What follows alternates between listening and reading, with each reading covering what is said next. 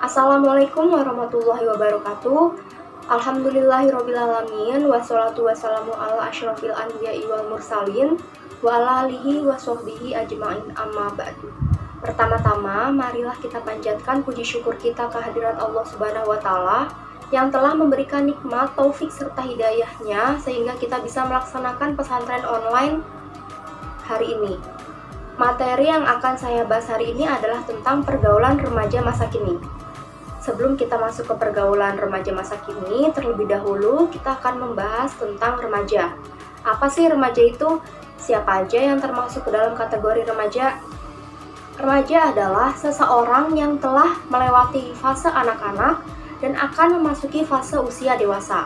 Masa remaja adalah masa yang paling kompleks, yang ditandai dengan ciri-ciri pubertas, dengan adanya kematangan seksual dan pertumbuhan jasmani yang sudah matang. Pubertas itu merupakan periode terjadinya perubahan dari bentuk tubuh anak-anak ke arah bentuk tubuh orang dewasa. Seseorang dapat dikategorikan sebagai seorang remaja apabila berada di antara umur 10 tahun sampai 24 tahun yang belum menikah menurut Kemenkes RI tahun 2014. Untuk itu, masa remaja atau masa yang sedang kalian alami saat ini kadang disebut sebagai masa transisi. Yang mana masa transisi ini masa yang dihadapkan dengan godaan atau tarikan-tarikan perbuatan yang nggak menentu atau nggak jelas. Maksudnya itu, apabila kalian melakukan sesuatu itu akan mengarah kepada kebaikan atau akan menjerumuskan pada keburukan. Islam menempatkan kalangan remaja pada kedudukan yang istimewa. Dalam sebuah hadis yang diriwayatkan oleh Imam Bukhari dan Imam Muslim, disebutkan bahwa ada 7 golongan atau 7 kelompok yang mendapat naungan Allah pada hari yang tiada naungan, kecuali naungannya, yaitu pemimpin yang adil, remaja yang senantiasa beribadah kepada Allah, 2 orang yang saling mencintai karena Allah, di mana ia berkumpul dan berpisah hanya karena Allah, seorang laki-laki yang ketika dirayu oleh seorang perempuan kaya, cantik, dan berpangkat, ia mengatakan, "Sungguh aku takut kepada Allah."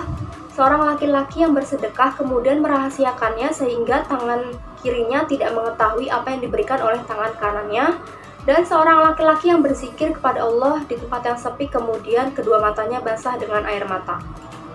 Masa remaja itu kan memunculkan pertumbuhan sosial untuk berinteraksi dengan orang-orang. Islam nggak melarang manusia untuk bergaul dan saling mengenal karena fitrahnya kan manusia makhluk sosial. Sesuai dari Quran Surat Al-Hujurat ayat 13 yang memiliki arti, "Wahai manusia, sungguh kami telah menciptakan kamu dari seorang laki-laki dan seorang perempuan. Kemudian kami jadikan kamu berbangsa-bangsa dan bersuku-suku agar kamu saling mengenal. Sesungguhnya yang paling mulia di antara kamu di sisi Allah ialah orang yang paling bertakwa. Sungguh Allah Maha Mengetahui, Maha Teliti." Itu tadi arti dari Quran Surat Al-Hujurat ayat 13. Nah, meskipun nggak dilarang, sebagai seorang remaja, kalian harus bisa memilah-milah orang yang akan dijadikan teman atau kenalan.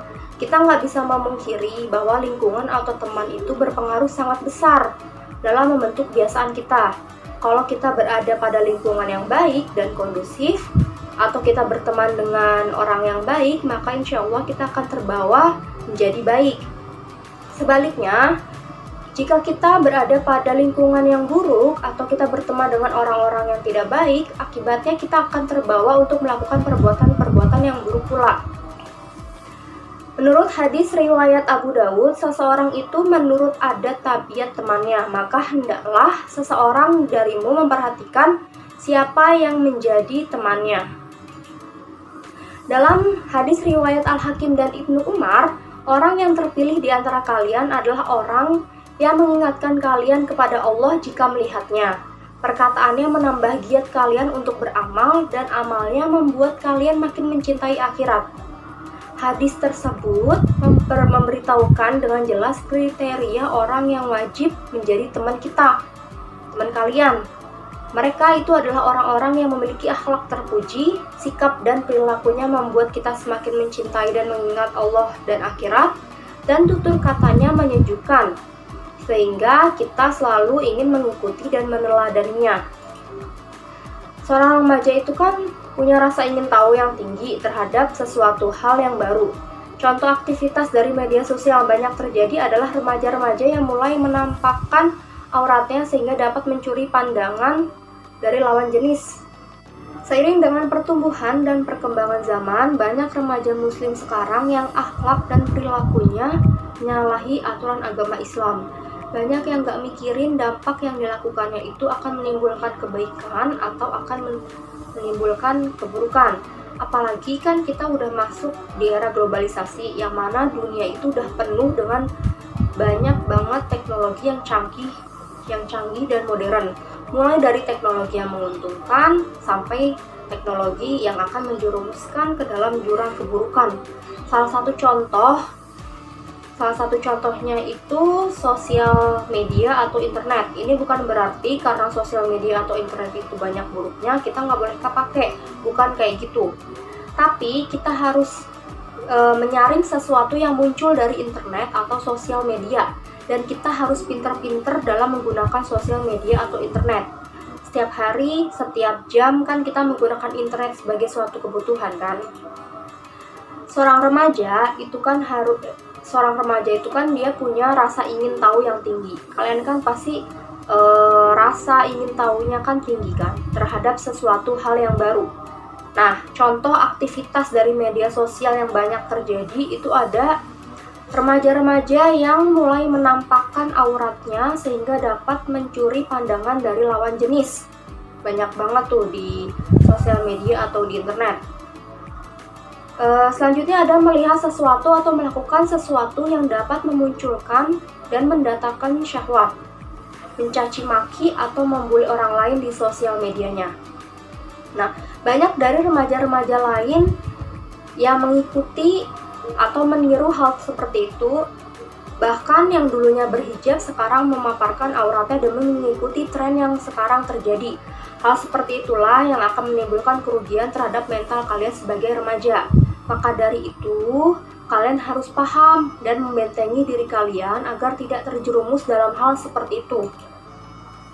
Pergaulan buruk lainnya karena adanya pengaruh dari budaya barat, seperti perayaan Valentine atau perayaan Hari Kasih Sayang, atau melakukan hubungan seksual sebelum adanya ikatan pernikahan, yang mana apabila terjadi kehamilan maka akan terjadi pula aborsi atau pengguguran secara paksa. Untuk remaja perempuan, kalian harus bisa menolak dengan tegas apabila ada laki-laki yang ingin melakukannya atas dasar cinta atau sayang padahal kalian belum menikah. Kenapa? Karena nanti kalian sendiri yang rugi. Lalu pemakaian narkoba, alkohol, dan tawuran juga dapat membuat kerugian untuk remaja yang melakukannya. Yang mana kenikmatan yang didapat itu cuma sementara, sedangkan efek samping yang kita dapetin itu akan bertahan lama dan akan merugikan mental dan badan kita. Nah, lemahnya etika pergaulan remaja itu dipicu ada beberapa faktor. Yang pertama, karena kurangnya pengetahuan ilmu agama atau karena kekosongan jiwa. Yang kedua, kurangnya perhatian atau pengawasan orang tua. Yang ketiga, pergaulan bebas karena kurangnya kasih sayang orang tua. Dan yang keempat, bergaul dan berinteraksi dengan kelompok yang menyimpang. Dampak lain diantaranya pergaulan yang menyimpang itu adalah sikap remaja yang mulai nggak peduli dan nggak sopan dengan hal kecil. Contohnya kayak tidak memberi salam atau kurang hormat terhadap orang tua, guru, atau orang lain, tidak menghargai orang lain, bersikap kasar terhadap orang lain, berkata kasar dan kencang terhadap orang lain. Selanjutnya, oleh karena itu perlu adanya pembatasan diri diawali dengan diri sendiri agar tidak terjerumus ke hal yang merugikan, yang mana harus dari remaja itu sendiri yang mengontrolnya. Dampak lain diantaranya yang pergaulan yang menyimpang itu adalah sikap remaja yang mulai nggak peduli dan nggak sopan dengan hal kecil. Contohnya kayak tidak memberi salam atau kurang hormat terhadap orang tua, guru, atau orang lain, tidak menghargai orang lain, bersikap kasar terhadap orang lain, berkata kasar dan kencang terhadap orang lain. Oleh karena itu, perlu adanya pembatasan diri, diawali dengan diri sendiri yang mengontrolnya. Kalian itu harus membatasi diri kalian agar tidak terjerumus ke pergaulan yang tidak baik. Pergaulan yang gak baik itu adalah pergaulan yang mana dapat memberikan dampak negatif untuk diri sendiri dan lingkungan. Contoh, kalian diajak teman kalian untuk minum minuman keras. Kalau kalian nolak, berarti kalian gak setia kawan. Itu kata teman kalian. Di situ kalian harus mikir, kalau kalian terima ajakan tersebut, minuman keras itu akan masuk ke badan kalian. Namanya aja kan minuman keras ya. Masa kalian mau minuman itu masuk ke badan kalian yang sehat? Kalian harus berpegang teguh sama pendirian kalian untuk menolak ajakan tersebut. Dan dari situ pula kalian tahu kalau teman kalian itu punya dampak negatif ke kalian. Sekarang ditawarin minuman keras, besok hal buruk apa yang mau ditawarin ke kalian? Jadi benar-benar harus memilah dan pegang teguh sama prinsip kalian. Banyak hal dan kegiatan positif yang bisa yang mana para remaja itu dibutuhkan. Zaman sekarang banyak kok para remaja-remaja yang mengikuti Karang Taruna, terus PMI, olahraga, di kegiatan olahraga, atau membantu korban bencana. Itu banyak remaja-remaja yang dibutuhin. Nah, remaja-remaja yang mengikuti kegiatan-kegiatan yang positif tersebut itu karena didorong memiliki keinginan untuk membaca apa yang terjadi di sekitarnya dan didominasi masa dengan rasa ingin tahu yang tinggi. Jadi karena didominasi oleh rasa keinginan tahu yang tinggi, rasa keingintahuan yang tinggi, jadi remaja tersebut menuangkan rasa ingin tahu mereka pada sesuatu yang membuat mereka penasaran. Kadang kan kalau misalkan dipikir, saya ambil contoh, PMI itu kerjanya ngapain sih? Nah, kalau misalkan kalian penasaran sama tugasnya PMI, kalian tuangin rasa ingin tahu kalian dengan apa? Dengan cara mendaftar sebagai anggota PMI. Jadi dengan seperti itu rasa ingin tahu kalian itu akan menimbulkan kegiatan yang positif. Kalian juga jangan mau kalah ya, kalian harus punya kegiatan yang positif, kegiatan yang baik buat kalian, yang mana dapat mengisi waktu kalian. Nah, ada beberapa solusi untuk membentengi diri dan menjaga diri dari pergaulan-pergaulan yang menyimpang. Yang pertama, memperkuat pendidikan agama. Dengan adanya pendidikan agama serta moral yang kokoh, tidak akan mudah seorang manusia terjerumus ke dalam pergaulan bebas. Karena ia tahu dan bisa membedakan mana hal yang benar dan mana hal yang salah.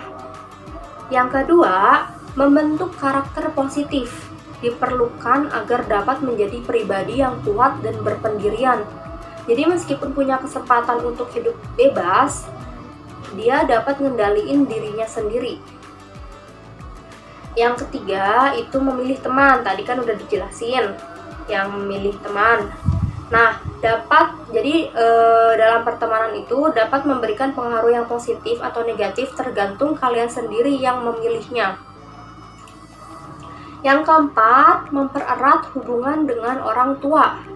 Yang kelima, menghindari lingkungan yang tidak sehat. Yang keenam, mengisi waktu luang. Jadi salah satu faktor yang memberikan kesempatan bagi remaja untuk tergiur dengan kehidupan bebas adalah tersedianya banyak waktu luang.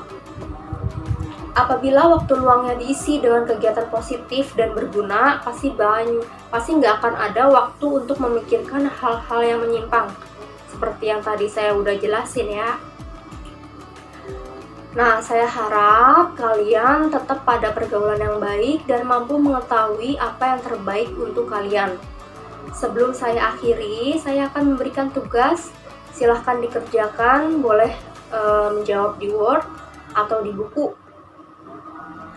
Pertanyaannya, itu pergaulan atau pertemanan yang sedang kalian alami saat ini, itu termasuk pergaulan yang seperti apa? jelasin alasannya.